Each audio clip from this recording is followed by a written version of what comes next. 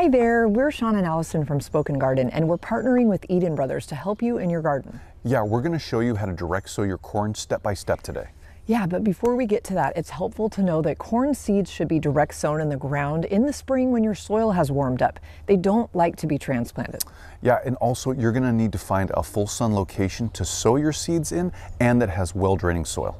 Now, corn is a major vegetable crop grown in the United States and around the world, and also luckily we get to grow it in our gardens too, so it makes it a lot of fun. Now, there's a lot of different sources out there talking about the different kinds of corn, and here are 6. There's flint, there's flour, there's dent, there's pop, there's sweet, and there's waxy. Now today we're going to show you how to direct sow glass gem. Now this is a flint type of corn and it's hardy in zones 2 through 10, the USDA zones. Glass gem has a slightly sweet nutty taste and has a tender and crisp texture. This specific variety of corn will produce a crop in about 180 days after being sown.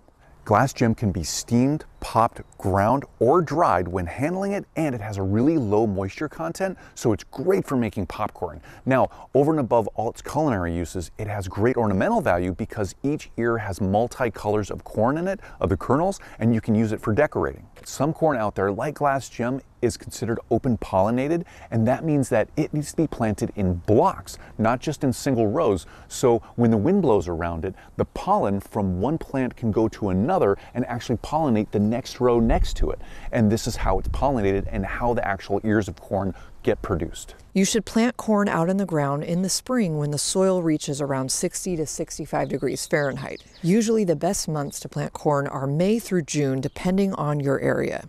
If you plant corn in the ground when your soil's not warm enough, your corn could rot if the soil temp is too cool or full of moisture.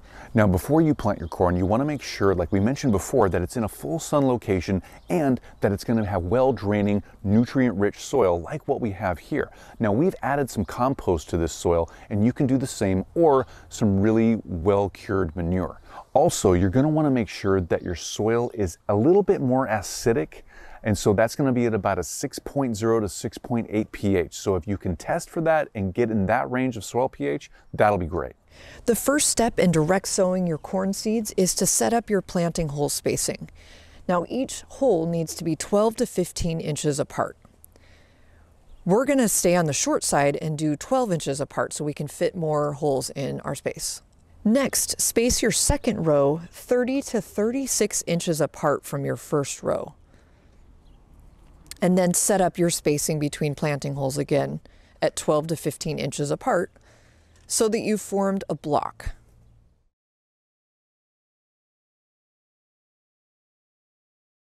Next, get ready for sowing. It's helpful to use a tool like a seed dibber like we have here. This is our tool we created called the Dibby XL. Now each seed needs to be planted at a depth of 1 to 2 inches deep. Right now, we're using our Dibby XL to make small indentations in the soil that are 1 inch deep, which is what we need for the glass gem specifically.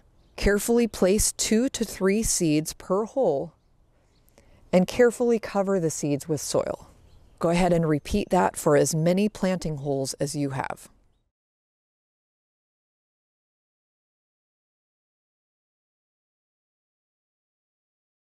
And that's how you direct sow your corn seeds in a block outside.